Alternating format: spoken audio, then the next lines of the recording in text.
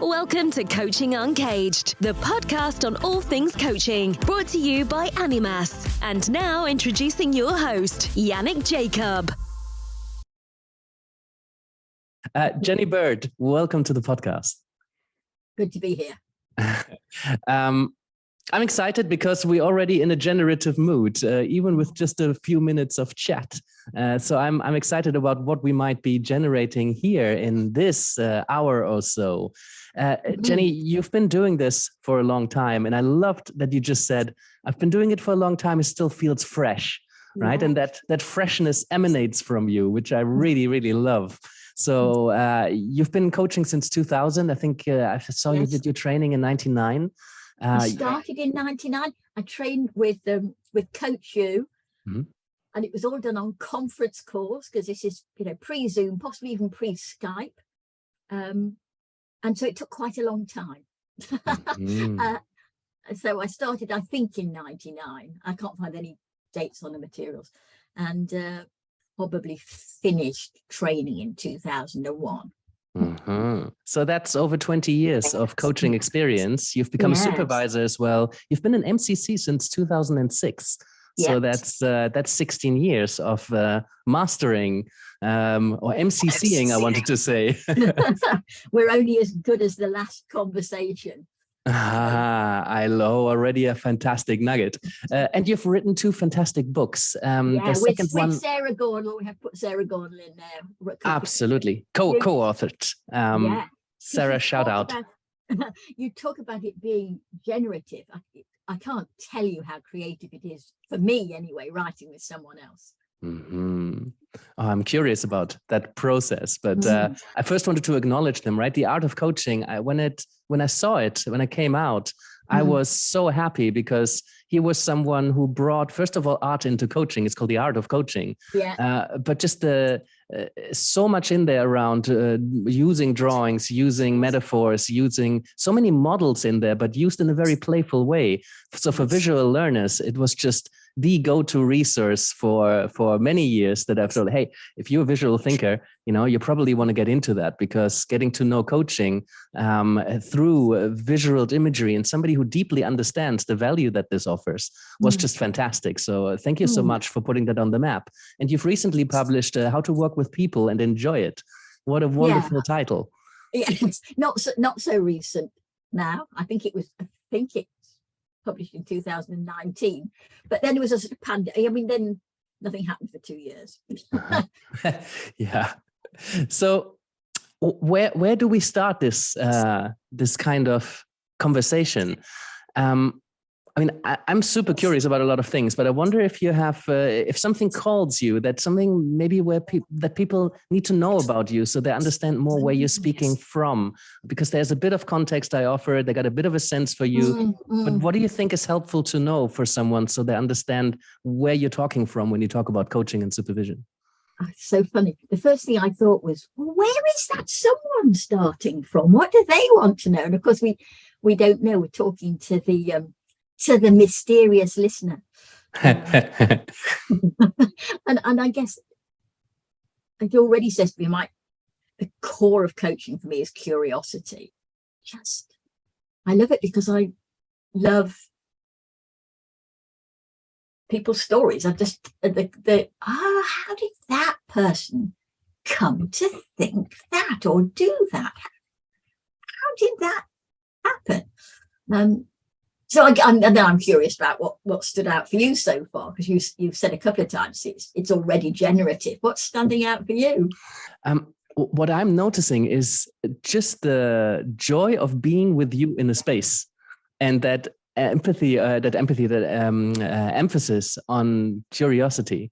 So I'm already noticing how you are tuning in. And given that for me, the relationship is really the driving force in coaching, in most approaches to coaching and therapy and mentoring, for that matter, any helping by talking, I think, teaching, consulting, I think, to many degrees as well, managing, leading. So there's this curiosity and this being with, and this creating an atmosphere of connection and openness and emergence. You bring that in. Did that come naturally, or did you have to work on that? Both.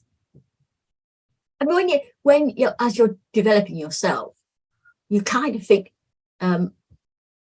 everybody's like you, don't you? Because you're the only. My internal experience is the only experience I've got. I lived behind a shop when I was a child, and I think I thought as a small child that all the people who came into the shop were coming to see me. Huh. So I think I think I started with a belief that people were coming and they were interesting and you were going to talk to them, and in my father's case, you were going to sell them something. And then it lends itself to all the things I've done since. So, and then it's honed, isn't it? Then it's which bit of this is me and which is the other person, and how do I get out of the way, and all those other professional pieces. Yeah. I wonder about coaches who see you for supervision, or I'm not sure if you do any coach mentoring as well, given that your involvement with the ICF. But when a coach comes in and maybe they don't bring that naturally, or they do want to work on that, I wonder what happens. That's so interesting. I'm just not sure. I'm trying to think what it is we're talking about that a coach might bring to supervision, and I'm trying to think if anybody has. I don't think so. And maybe I just start with the assumption that I wonder if I do start with an assumption that any coach is curious and interested in the other person. And I suppose the ICF piece about the client being resourceful, competent, and whole, or any three words in that ballpark. I guess I'm assuming that the coach is holding that, and that therefore they are trying to call that forth from the client and hold them in that space. And I guess that's really a great. What if I don't assume that when I supervise people? So watch out, supervisees. Next week, I will be not assuming that you think that, or that you start from that point. I did mentor. Mentoring's different, isn't it? I did ICF mentor for a long time, and I was at one point a person in the UK who answered all the credentialing questions. At a point when the ICF website was not as delightfully transparent as it is now. You must have been busy. And I mean, that was really very interesting for me, because I think of myself as someone who is not good at retaining data, because I'm not really interested in the data. I'm interested in the subtleties of the person. But I got obsessive about retaining this is what it says about powerful questioning at MCC level. And so that was quite interesting fit. And after a while, that was not a natural style for me, because the focus is on the frame, not. And I love the way the ICF competencies have been rewritten, because I would say that two key words are now partnership and presence, and that pretty much says all you need to know about coaching. Yeah. Yeah. I wonder where to stay there for a bit, because some people, they are curious, right? Any coach, as you say, I think that's where that hunt came from, is interested and curious in what's going on for the other person. But some people just radiate curiosity, and it's so inspiring to be with somebody like that, because that they can't help but resonate with that kind of curious energy. And you have that. And when I sit with some other people that are also fabulous coaches, it doesn't quite radiate as much. And Thank you. Well, I have been with coaches all morning. That may help. Been with I think it helps. It energizes me when I'm in that space, so it probably gets more so. I think that's important to mention, right? Because surrounding ourselves with people who radiate that kind of energy, it does reflect on us, right? I noticed that when I spend time with some people, I show up differently at least the next couple of hours. Yeah, of course. There's a synergy, isn't there? There's, Mhm. there's in the 7I model for supervisors who use that, there's, what's in this between us? What's the relationship? Or Gestalt, what's in the field between us? What is our co-created presence? What's emergent in that? I'm really very interested in the use of self in coaching. Say a bit more. Most of us manage to walk out of coach training thinking it's entirely, and I do quite a lot of work, big supervision groups with newer coaches. And we do tend to start off, and I know I did, in that space of it's the client's agenda, it's nothing to do with me, I keep out of it. And actually how the client, what is evoked in us by the client is very important in the conversation, in the relationship, in the client's understanding of themselves. And so if something's evoked in us, we need to be able to offer that to the client without attachment. We have to have that split second to know, is this mine? Am I just thinking this because this person is reminding me of my old geography teacher whom I didn't like, and it's it's about the geography teacher, or is it something in the, I'm making a wobbly gesture with my hand, which is something about how we affect the airwaves between ourselves. Is it in that? And if so, what can I offer to the client? Which, although it's in one sense about me, and so I'm, if I'm just out of coach training, I go, no, I mustn't mention that. It's what you evoke in me. What's that synergy that you were talking about a moment ago? That's created. And that's so relevant to the space as you're being with someone. I had that question just yesterday. I did a coaching supervision training for the ICCS, and somebody asked, well, as we are reflecting or tuning into what's going on for us as supervisors in that case, but same for coaches, aren't we then not present with what the client is bringing? And it was wonderful that what was generated in the space was an awareness of when we're being present, we're being not just present to the client, what's going on for them, we're being present to what's happening in the coaching space, which includes us and includes what's going on for us. And there are two people in the space, and there's the chemistry between those people, and there's what happens to each of those people when they bring a bit of the observing self into it as well. Experiments change when we observe them, but of course the two people in the space are also the observers. There's a fantastic bit, it's in the second book, sorry about this. Antonio Guterres, the Secretary General of the United Nations, said that in any conversation with two people, there are 6 people present. There's who I am, deep down, and even the bits I don't know who I am, who I think I am, who I think you are, and then the same coming back, who you are, who you think you are, who you think I am. So there are 6 of us in that space creating something. Picking our way through it and noticing whether as I choose what to say, I'm pitching it at who I think you are, or in this case, who I think you are and who I think our listeners might be in the future.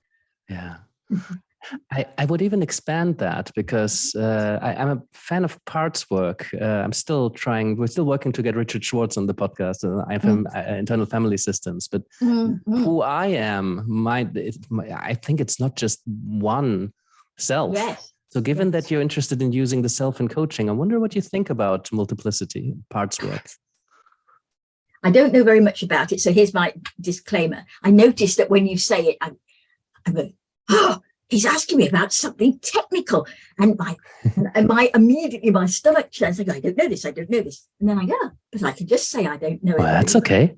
And there are lots of I think what I think it is. I think lots of versions of it, and here's a really simplistic answer, which may not be about what you are calling parts work, but interestingly, people often say, don't they? Clients of all kinds say, a bit of me thinks, or a part of me thinks. That's it. And so my instant response, and I always think there's an obvious next comment. Whatever the client says, there's an obvious next comment. And the obvious next comment is tell me about that part, or what does that part say? And then the obvious one after that is, what other parts are there? What might they say? So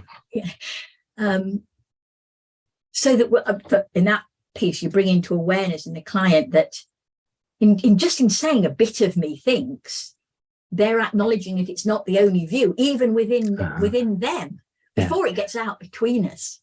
Yeah. So how do you work with that? I always try to link theory and frameworks to practice. And you do that beautiful in the art of coaching, by the way. There's so many psychological models, but they're always very practical in how we can use that. So when you say, I'm interested in working with the self in coaching, how can we imagine that to come up in your coaching or in your supervision room? How can we, how might a session go? How might a session go where working with the self in supervision or in coaching becomes relevant or is being utilized? So the simple answer, I really think that ultimately coaching is very simple.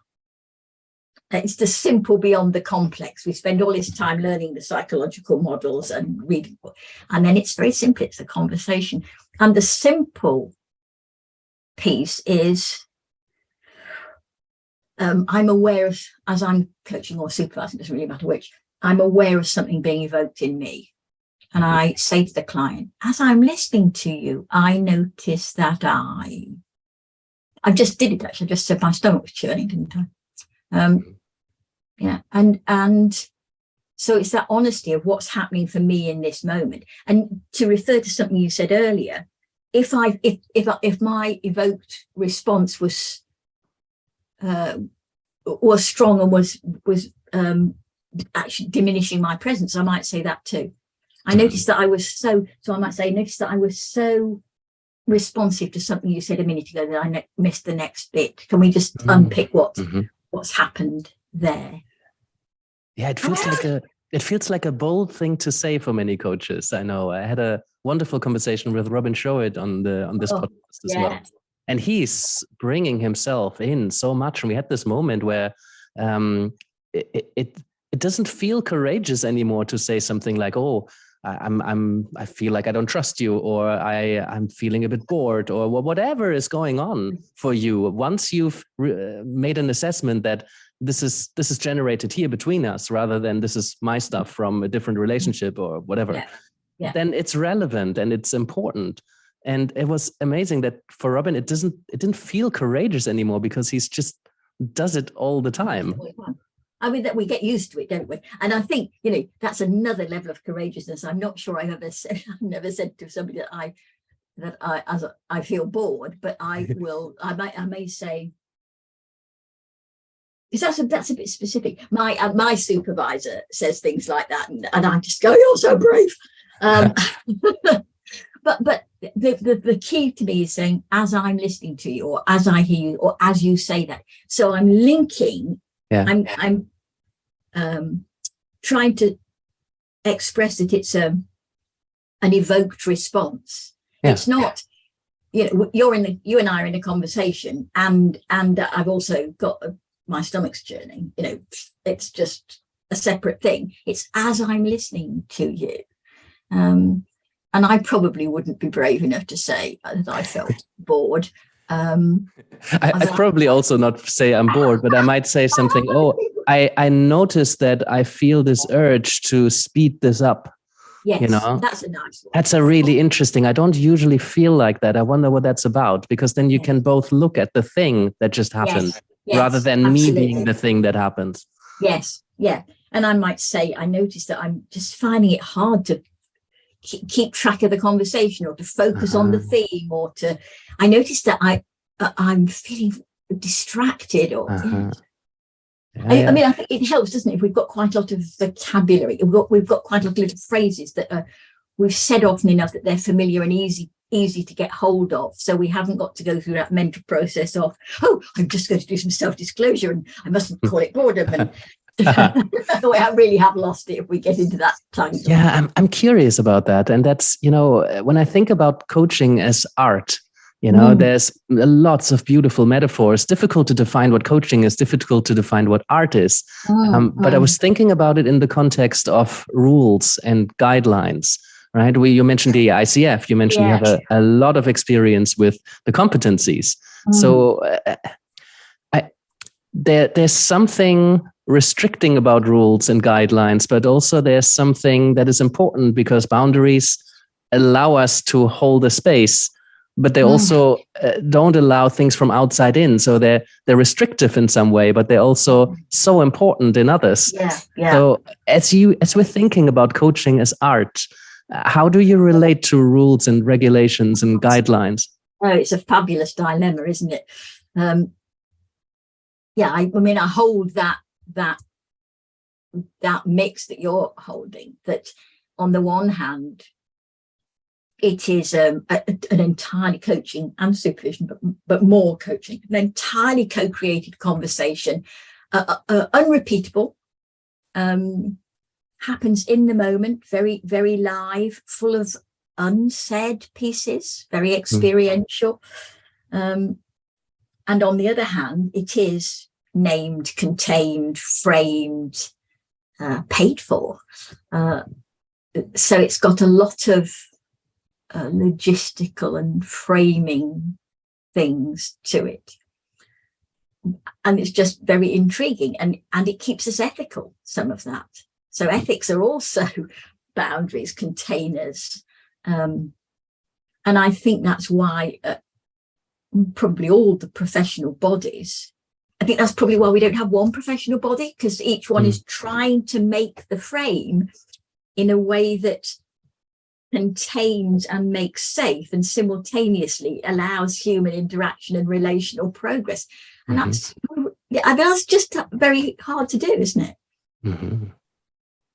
Yeah, incredibly, because I see that especially new coaches, they experience a sense of safety within the competencies, because there is not a certainty, but there's confidence in I'm doing this right if I follow this. And then I also notice in supervision, coaches often want to break out of that because either they demand it or the context demands it or the client demands it. And then often they struggle. They're like, oh, but like it really kind of didn't feel right to now create some commitment or accountability or some sort of designing actions, because it was still just marinating. It felt important that we just end the session and allow the client to take it wherever they need to take it. I really didn't feel like I wanted to intrude in that. But then the ICF was in my head, and I thought, oh, but I must, tie this up, this session. I can't do that. Did I do it right? I mean, and we're doing some work at the moment with a lot of inexperienced coaches. And the have I done it right?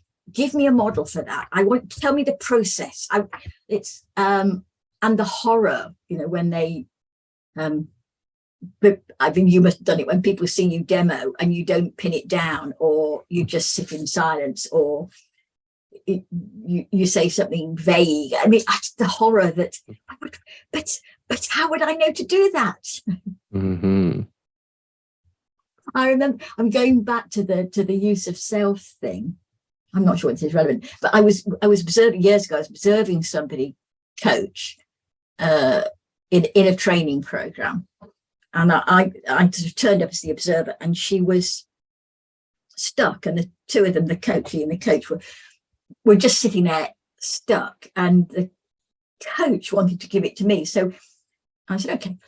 And then after a bit, I said, as I'm listening to you, my chest feels really tight. And the coachee said, oh, I've just been diagnosed with asthma. Oh, wow. And the coach, the trainee coach said, no, have I got to be telepathic? and that was, there is no rule for that. There is nothing for that in the training. Poor coach, she was in the middle of her training. And that's that doing what feels evident in the moment. And this, for me, it's something about what are the rules, what are the rules that I stick with, and then having very few of them and just staying within that. But it's so hard to begin with this, and that's why I'm talking about the simple beyond the complex. As we're looking at the rules and thinking, I mean, it's actually been people often have the analogy of driving. If you drive, don't they? Because there are rules, and when you pass your driving test, you have to be seen to do the thing, not just do it, but seen to do it. To look in the mirror, to signal and to maneuver. Stop sign, the head nods, all those, absolutely all those things, and then we do them without thinking after a bit, and then we know. They get internalized. Internalized, and then we know when we might break them, because it is actually safer to accelerate than slow down. Sometimes it just is, isn't it? Yeah, indeed. The ICF does write about intuition, right, in their competency frameworks. And when I think about my throat feels tight, or when you give voice to something that's going on for you like that, when you are following your intuition, right? Yes. Well, it depends what we think intuition. You see, I think we all have it, but I think it's built up of things that we haven't noticed. I don't think it's random. So in that case where I was talking about my chest feeling tight, I was pretty sure afterwards that the client was breathing shallowly. She was breathing shallowly because she got asthma, but also the two of them were breathing shallowly because they got worked up because they couldn't move the coaching forward. And I came into it and I started shallow breathing because I could feel all the stress and tension, but I wasn't aware of it. And then as soon as I settled a bit and became aware of my body, yes, and so it feels like intuition, but it's actually from something physically observable. Yeah, I mean, we picked up on something that's going on, and it felt important to give way to that. And that is a super interesting question for me. I often hear coaches say, always follow your intuition. But then, often intuition is misleading us. So we touched on this already, right? It's so important that we are able to pick up whether what feels important right now, or what we want to ask, or what seems to be the intuitive thing to do. What is that influenced by? Is that influenced by something outside of this relationship, or is it generated here? And that takes years of training. I think it takes years of doing. I'm not sure it takes years of training. Yes. I mean, getting involved in it, years of developing, years of reflecting on what we're like, exploring who we are and how we have become the people that we are. I mean, that's like high level stuff to bring into a coaching room. Yeah. High level stuff.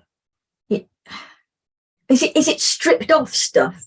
It's, stripping back the rules and the expectations and allowing yourself to be very present. It almost takes us back to the curiosity. If I'm just really wondering what's happened, I'm really wondering and interested in who you are and what's happening between us. Some of the other stuff fades out, doesn't it? Yeah, I think that's a really important question, right? Because I'm thinking back to someone. I had a conversation with someone, and they said, "I'm an intuitive coach," and for them at that moment, that basically meant, I've never done any training and never read any book on coaching. I just do what feels right. And I think they were doing some really powerful work. I don't know. I've never seen them practice, and we only had a short touch point.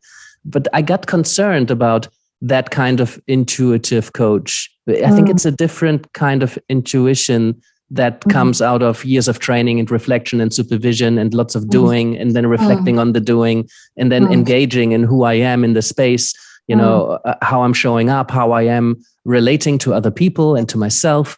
I mean, if we gone through that kind of work, I think the intuition reaches a different kind of quality, because Daniel Kahneman talks about thinking fast and thinking slow. And that fast thinking is often that kind of intuition that people mean, and that can be really misleading, right? The intuition after somebody flips a coin 9 times on tails is to go heads and bet way more money on that. That's the intuition. And it's misleading. It's always 50-50.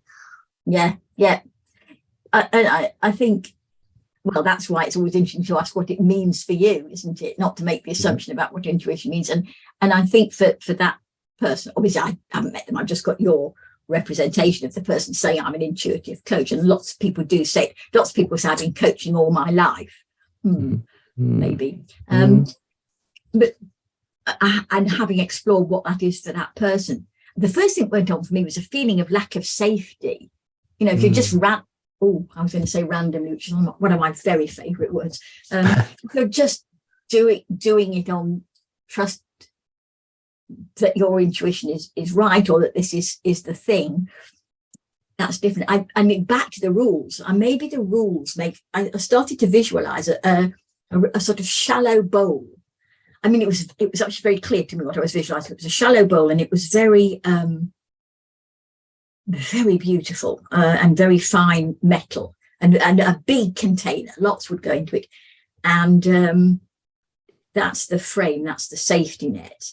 Whatever we choose as our safety net. And you mentioned a lot of things which might be it: training, reflective practice, observation, work with other people, work on self. And that's when the intuition's inside that, then that's safe. When the intuition is Harry Potter's getting into this somehow in my head, but when the intuition is just floating about in the ether, it's not so safe. It's got to have a holding something, hasn't it? Yeah, and that reminds me of a drawing that is in the Art of Coaching, where there's a little pathway that leads to a sort of like a fenced area, the field. Boundaries, yes. And inside that, the coaching takes place, and the gate is called contracting. Yes. And then at the other end, there's another gate, and then there's a path out. Yes. And I just loved that, because that's what you're doing there. It's not just intuition and you go wherever you go, but it's within the boundaries that you set, based on what does the client want, who am I, what can we expect from each other, how is this going to work, what can I offer, what do you offer? Yes. How will we negotiate it? How will we renegotiate it? How will we keep ourselves safe, and the field makes it safe?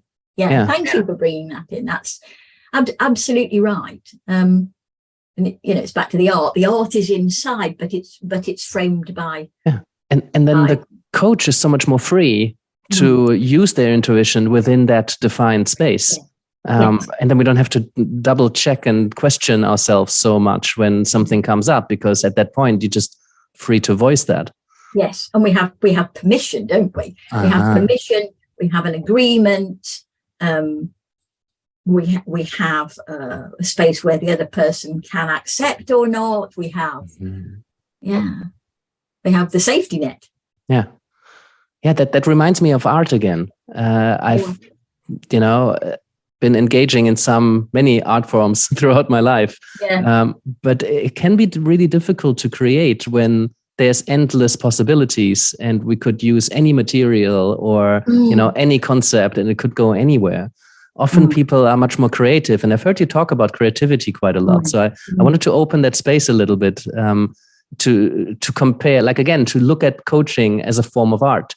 So I wonder what's your take on that, and maybe let's move a bit more into the practical of how that evolves in your coaching room. How does that show up? Well, you have to keep me to what you mean by the practical, because. Because the idea is, how can a viewer, a listener, a coach who is new or experienced, how can they imagine that shows up when a client comes to you for coaching? Because I, for example, I know you work with a lot of drawings, and listeners or viewers might not know that. So, there's something around coaching as art, and how does it translate? And then how does that look like with a client in the room? Okay. So I'll try and be really practical, just keep pulling me back to it. So I think coaching is an art in a lot of different ways, in that it is not an exact science. So the rules that say you come into the room and you say to the client, how would you like to work together, and where do you want to start? And, that's not art, that's the framing. And in one sense, anything that's not that framing is an art, isn't it? Because how you respond and how I respond to the same client saying the same thing will be very different. So it becomes something much more creative.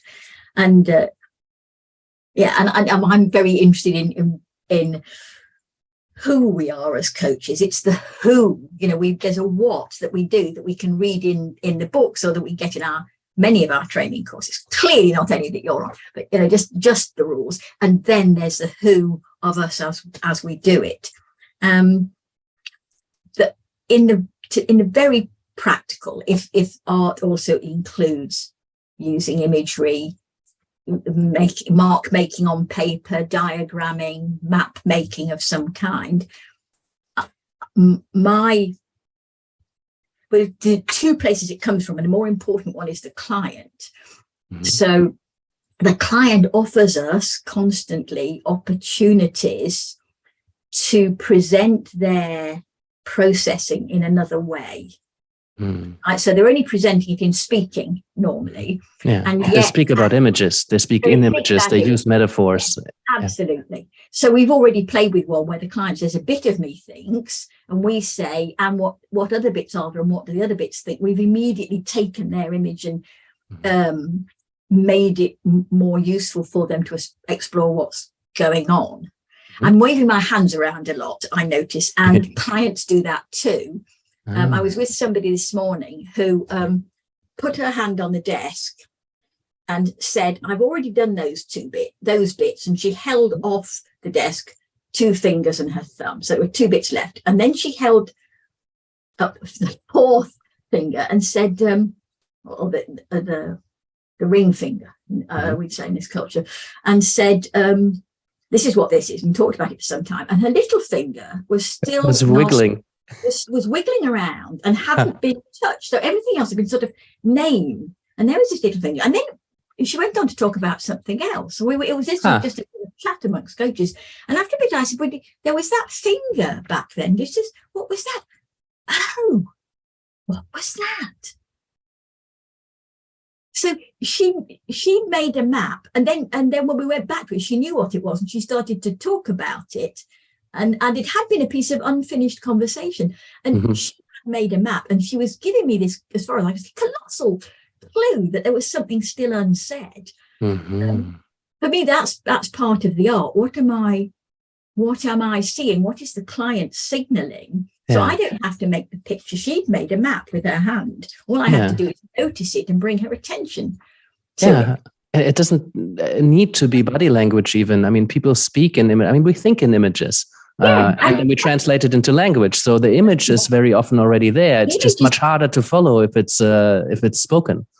And the other, it seems to me, really important thing about if you can get it onto paper, if you can get people to sketch, and you don't go, here I am with my paper, what do you want to draw today? But if you can get them to map the thing, either with objects on a surface or on a piece of paper, or with Post-its, or whatever's to hand, it becomes one thing.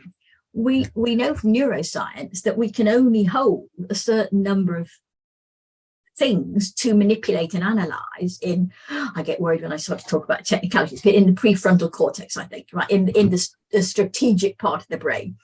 And I think one of the estimates is 7 plus or minus 2, right? So about 5 things we can manipulate to do a piece of analytical or strategic logical thinking. But we are usually trying to manipulate a lot more things than that, and our clients certainly are. So if we can get them to map that in some way, let's say the 20 things they were trying to think about become this. I'm waving a piece of paper, people. They become one thing, and then it liberates lots of thinking space. So the image or the map becomes one thing, and there's lots of space to look at it. You talked earlier on, you mentioned earlier on, that we can look at it together. We name it, we can look at it together, and we can both kind of walk around it and get different perspectives and go, what's that? And so just why I love So would you like another practical example from a real piece of coaching? Oh, 100%. And also I'm curious how you would introduce that. Like when something like that happens, how do you invite someone to draw, and how do you deal with the potential resistance? So but quite often I've done a bit of contracting right at the beginning of the relationship, which deals with some of the resistance. I don't come across much resistance. And I'll say why I think that is in a minute. And I said I often make drawings and maps, and I try not to say art, because if you tell somebody they're going to do art, you get lots of resistance. Yeah, right. And sometimes I'll, wave one at them that I did earlier or whatever. But I've done some contracting first. But also, if you're using what the client has said, they're not going to be resistant. So, the person who's put their hand down and moved the fingers about, is when I say, and this finger, you were waving that finger about, you haven't talked about it, they're not going to say, well, I refuse to go there. They're going to say that. Oh, because they've done it. So the example I was going to give you was, I was talking to a client a while ago, a leader of a small team in quite a responsible position, and she was talking about all the parts of the job that they had to do, and it was confusing. Right, so there's a bit of self-disclosure. After a bit, I was really confused about all the different parts, and I started writing them down. So I got lots of different words spattered all over this piece of paper. So you drew a map, basically. Well, I drew lots of random words on the paper. It became something else. And then I started putting circles around him, and we were doing this on video, on Zoom. And after a bit, I said, look, you've been talking about so many things, and I've put all these things down on this piece of paper. And so there were all these little circles all over the paper with a word in each of them, which was all the tasks that this team did. And she looked at it when I held it up, and she said, it's a pizza. Uh-huh. So I drew a big circle around the outside. So then we've got a big circle with lots of bits like pepperoni all over it. Uh-huh.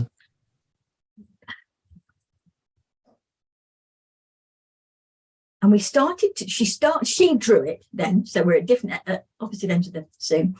And she drew lines, and she said, well, that's the job this person should be doing. And then she said, what is making garlic bread? Sorry, say that again.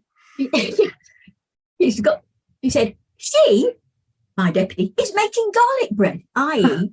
not doing any of the tasks on the pizza, which is the joint work. Oh, right. And then she thought for a bit more.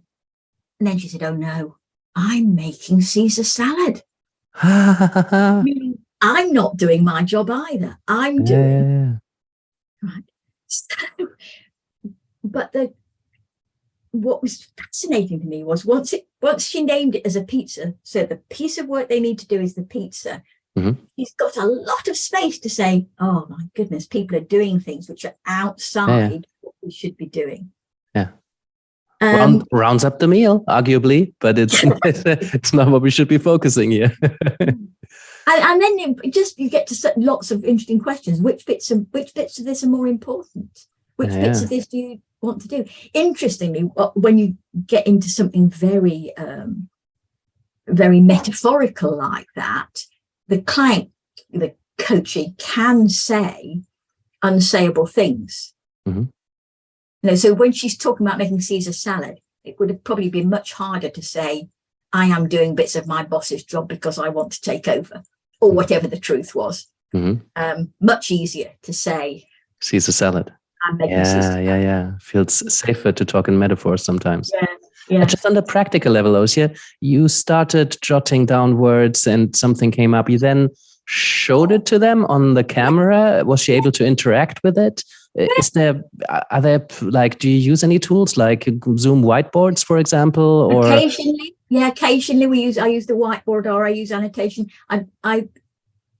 What do I find? Why don't I do it? I think I don't do that because it feels quite leading. If you pause, put up the whiteboard, you've got to say, is it okay if I put up the whiteboard and and then you're drawing people's attention away from what they're saying to another space. How would you invite someone? I'm trying to picture this, right? So at some point there's a picture there, there's an image there, but it's a bit fuzzy, and you feel it would really be helpful to bring this on a piece of paper, because ideally the client picks it up and they're already in that frame of mind and they start drawing themselves. it's rare, and at least in my practice, because I don't set it up in that way, that people just naturally start drawing.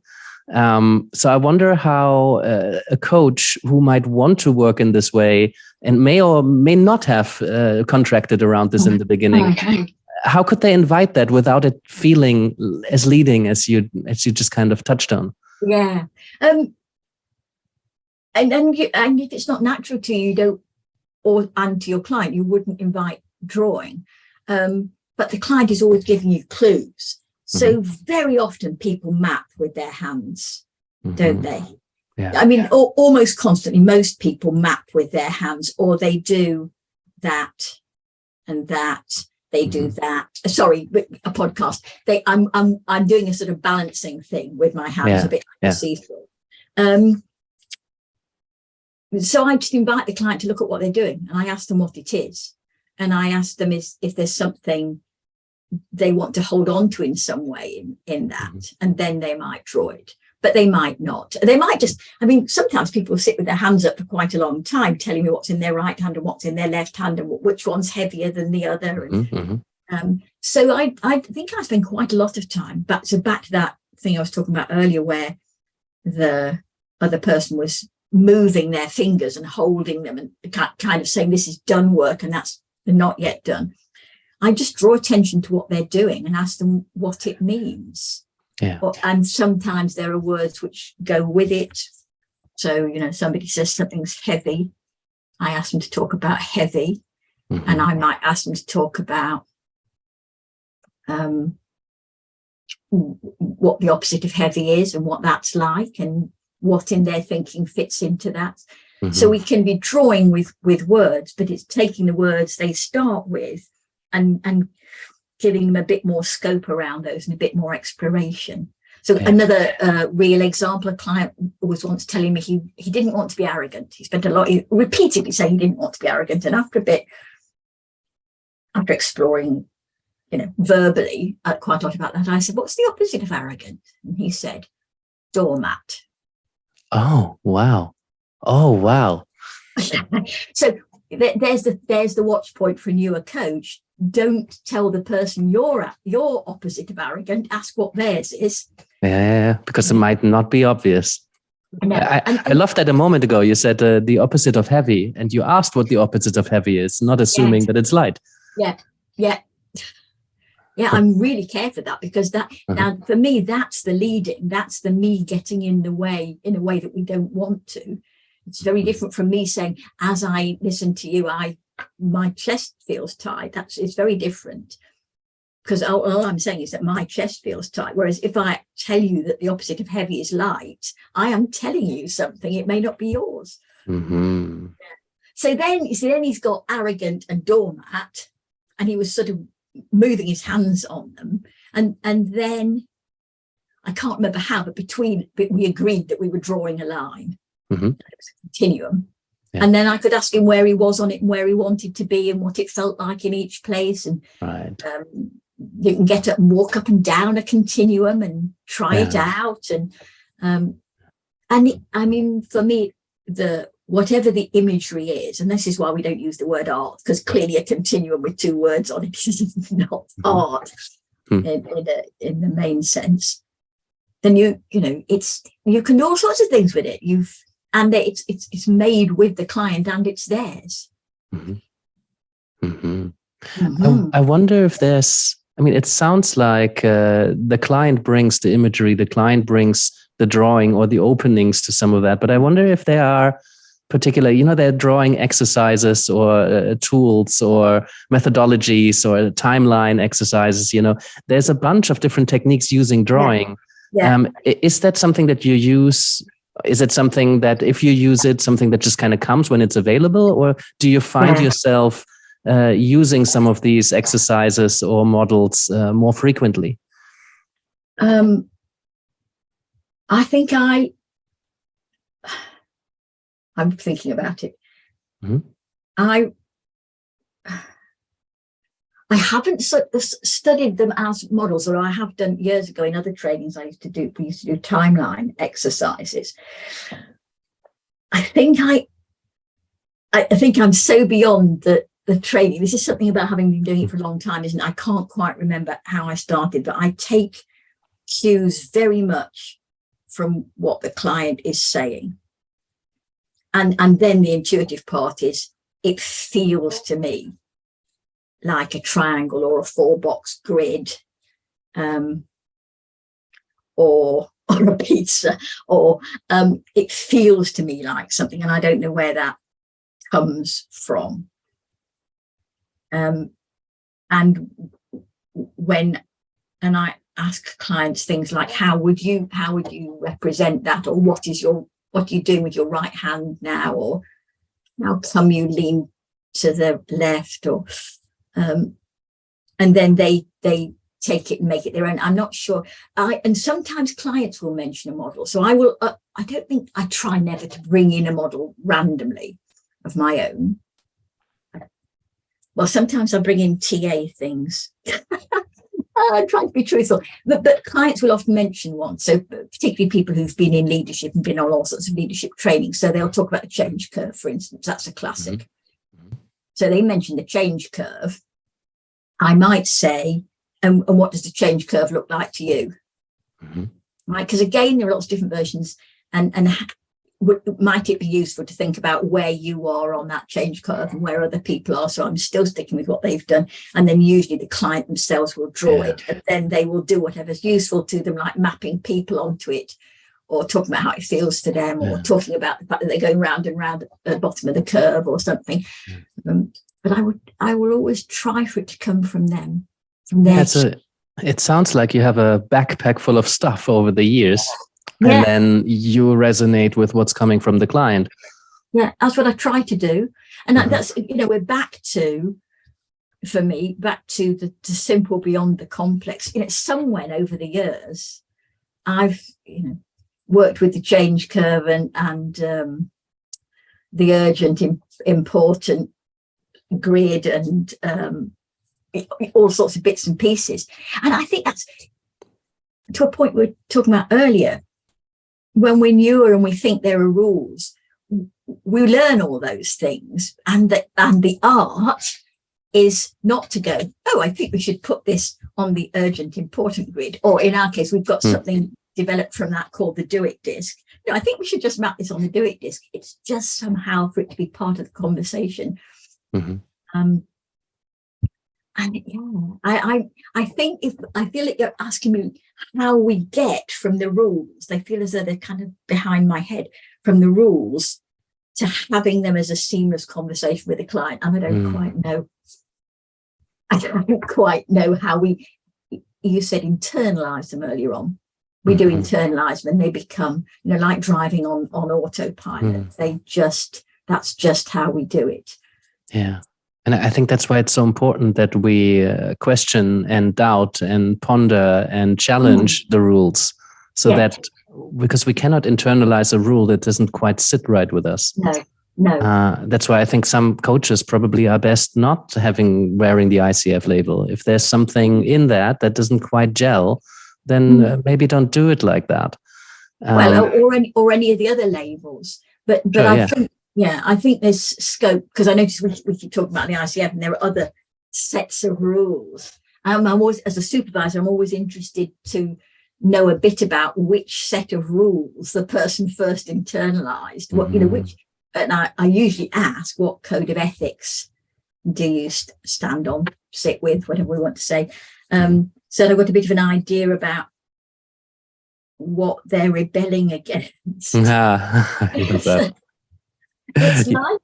It's like being an atheist. I'm always interested in, but are you a Christian atheist, or are you a Jewish atheist, or are you because most of us have been offered a view of what God might be, and then we decide we don't believe in it.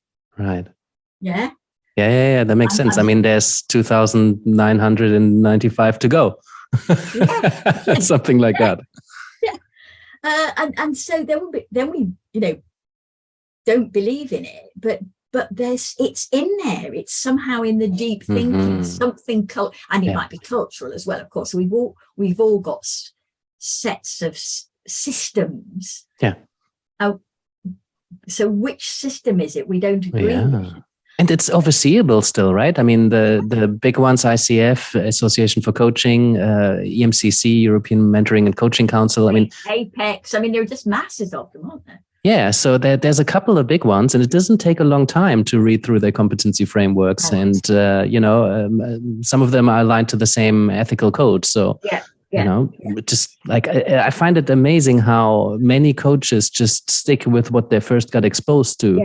And then just run with that. Yeah, and I think the going back to the ICF one, as I read the new competencies, it is a lot. The thing that makes it did I do this right? Am I playing by the rules? Is what we've internalized in our training, not the reality of it. Because if you read the, as it were, small print of the MCC standards, it says things like the coach values unknowing as the best place for learning. That's not very rule driven. Or the coach has complete trust in self, client, and process. Self, client, and process. So there's a lot of stuff about intuition. And in almost everything, we keep coming back to this. I think we have to have some rules or some framework within which the intuition can be safe. Process. Yeah. Emphasis on takeoff and landing. Yeah. Nice analogy. We are having an eye on the time. There's one question I still want to ask, which I kind of ask every guest that we have here, because Animas is a school of transformative coaching, and I've been really enjoying exploring the different takes and perspectives on what transformation means and what the role of coaching is in helping people to transform and whether it's even possible. So, given that art and transformation, I mean, often people transform through art, or art is an act of transformation. So as you're thinking about transformation, it doesn't have to be in the context of art, but it lends itself. I wonder what your perspective is. Oh, you must have had such a set of answers to this, probably no two the same. So what do I think transformation is? I have some glib answers, and then I'll see if I've got any others. So it's about the who, not the what. It's starter coaching, as it were, is about transactions, about doing things, and transformational work is about who would you be, who would you have to be, who would you need to be in order to do the thing. So it's not about the doing, it's about the about what the becoming. The becoming. Lovely, thank you. And what state leads to the kind of doing you would like. I think if the coachee leaves each conversation, I would like it to be, but most of them anyway, with having seen a slightly different perspective, having thought something or been aware of something they weren't aware of before. That's what it is for me. And it might not, it would be, that kind of transformation would be in awareness for the person who had experienced it. It might not be terrifically visible from the outside. It's like the nebulous things that that the organizational sponsor sometimes asks for in the 3-way session. I want him to have more confidence. What is that? What does that mean? That's a really interesting, transformative question, isn't it? Well, it depends, right? Because an employer or a line manager might say, I need you to do more confidence. Yes. I need you to show more confidence. Yes. That's what they mean, isn't it? I need you to show more confidence. But they have no idea what the internal feeling is and what it would look like if the person actually felt more confidence. That's to me, that's a really interesting take on how we set coaching up and what it actually is, and what people think they're paying for, to bring it back to a profession, which it is. What do people think they're paying for? And so one of the things I almost always say at three-way meetings is, so we're setting some objectives here, and I'm just telling you, sponsor type person, that I don't actually say that to them, that the coachee and I will talk about things which have not been mentioned here today and are not on what we've written about the objectives, and those things will benefit the objectives. So I think that's me talking about the transformation, the journey the coachee will go through, which is not explicit in organizational terms. Yeah, and I also see that in coaching and supervision, that there are a lot of coaches who are, especially at the beginning, they're doing coaching. And then at some point they're becoming a coach, and they're finding their authentic style, and something has clicked into place. There might have been a paradigm shift. This, oh my God, I don't need to do all the doing if I'm just being there. Actually, lots of things move. And these moments, I think, are moments of transformation for a coach when they're being coaches rather than doing coaching. Yeah, absolutely. Yeah, that's the really exciting piece, isn't it? When you suddenly catch yourself having done it without having noticed, because you were so present. Great. Is there anything that you would still like to talk about? I don't know. Yes. I did want to know that book that is recent but not so recent. How to work with people and enjoy it. When I read the title, I thought, well, do some people not enjoy that? Like, where's that written from? Because it's not just for coaches, right? It's a much more general book. But there's an implication in there that, there's many people out there who don't enjoy working with people. For a coach, that may or may not be alien. But I was curious about that. Yeah. Well, how many leaders, managers, people in the workplace have you coached who turned up at coaching telling you how they didn't get on with their boss, and how they found it hard to manage people, and how they found it difficult to delegate, and how it was quite stressful at work because everybody was busying about doing things, and how it was competitive, and so for a long time the stories Sarah and I heard as coaches was how tough it was in the workplace, in big corporates particularly, and how most of the things that people brought were about how to get on with other people. It's in one sense easy to balance the books. There are numbers there that have definitive answers, and the difficulty is to help get the other people to do their pieces of the work and to make it mesh with your pieces of the work, and so it came out of the things we were hearing most people ask about. And then the really pragmatic thing was, I went into Foyles and I said, in the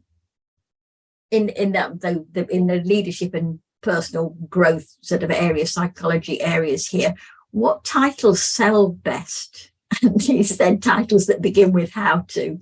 Yeah. So what can coaches learn from this book?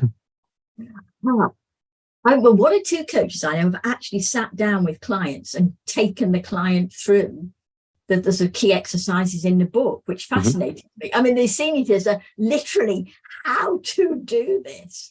I think what coaches can learn, it just so fits beautifully with talking about being transformative, because one of the anchor models is a model of ours called the who-how cone.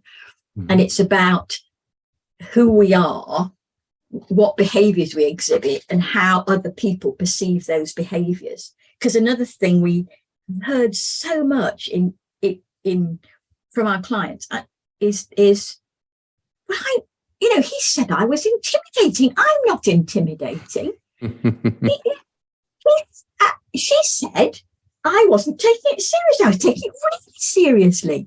Now that gulf that is often there between people just not recognizing that perception is reality. Doesn't matter what you intended. If that's what that person received, that's what you have to deal with. And we're hearing that so often, and that's the transformative bit again. You know, well, how are we decoding other people's behavior, and how can we bring our awareness to how? Oh, bother! Sorry about the phone. I'm just. I can't even hear it. Really? Oh, that's all right then. And it's distracting my attention. I was trying to turn it off. It will go away. And I've lost the plot. Tell me where we were. Oh yes, me too. Where would we like you to said be? that's the transformative bit. The understanding of how I am perceived, and the space to make choices about that. So that recognition that I have some views as to who I am, and they may not be the same as how other people see me. And now if I look in that space, what do I choose to do with it and about it? So I think there are coaches who would use things from how to work with people to work with leaders and get them to see that.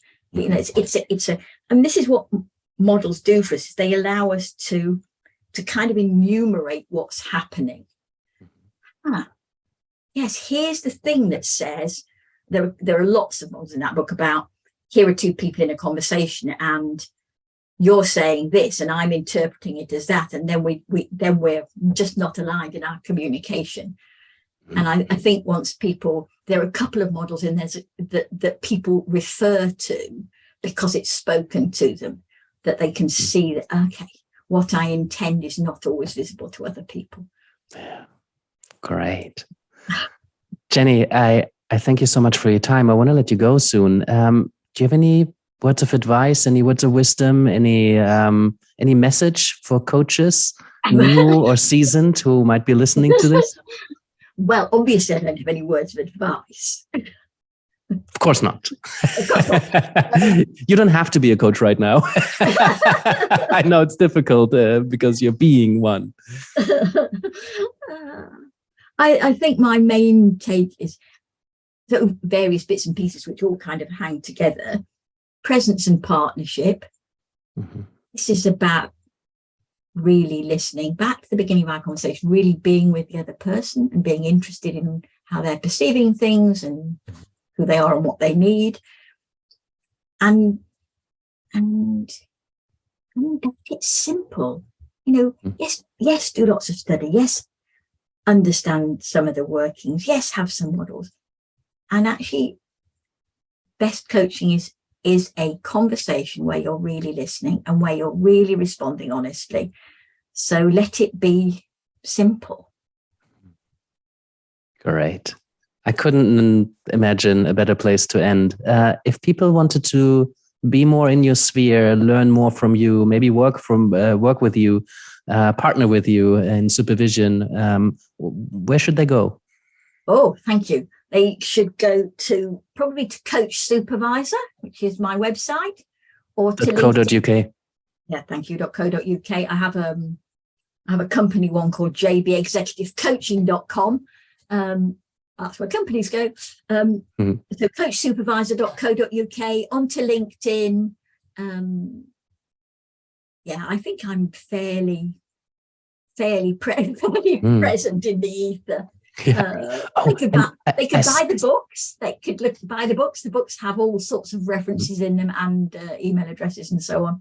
Art of Coaching, how to work with people and enjoy it. And also there's an article I didn't get to discuss with you about working with audio recordings and supervision, because you did a really interesting piece of research about how to use that, how many people are using it. So there's a whole nother conversation. Yeah, that's some years ago I did with some colleagues at Ashridge, Eric DeHaan and various people there, about the number of coaches who say, it was really useful in training to listen back to my recordings and listen to them with someone else and have the mentor talk. Why did you stop? And then you say, and how often do you do that in supervision? Never. Yeah. Fascinating. And that was in Coaching Today. Yes, there's some great do's and don'ts, very practical, very informative. So I can recommend that article. Oh, thank you. Maybe we managed to include it in the show notes, so to speak. That would be fantastic. But it is on your website. It probably is. Yeah. Mm-hmm. That's where I found it. And there's something about supervision. There's a podcast about supervision, which I did with Sarah Smith on the ICF website, I think. Mm-hmm. When you've been at it this long, you sort of forget what you've done. and that's about always being curious about the next thing. Uh-huh. What's your next thing? I'm currently starting to do. Isn't it strange that as soon as I go, I've done what I'm doing now, the universe offers something else. So this year has been a year of being invited to supervise groups of varying sizes of internal coaches.